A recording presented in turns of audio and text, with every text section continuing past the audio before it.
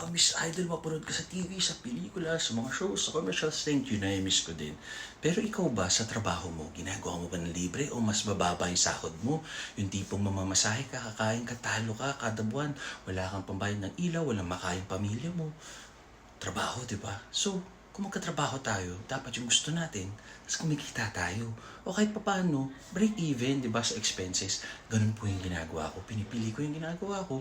Alam ko yung quality of work ko. Alam ko yung quality ko bilang Carlos Agassi. So, namimili ako. Sabihin nyo na mapili, maarte, mahirap ka trabaho, okay lang. Kasi nagsasabi nun yung mga inggit or hater. Di ba, nasa status na ako sa buhay ko, sa kalagayan ko na pinipili ko, ginagawa ko. Pero sa umpisa, lahat yan ginawa ko nga na libre. Wala nga pambayad ng gas, ako pa nagbabayad ng driver ko. Kasi gusto ko sumikat. Ngayon na sikat na ako, para sa akin, gagawin ko yung gusto ko. At dapat quality yung role, maganda. At maganda yung bayad. Diba?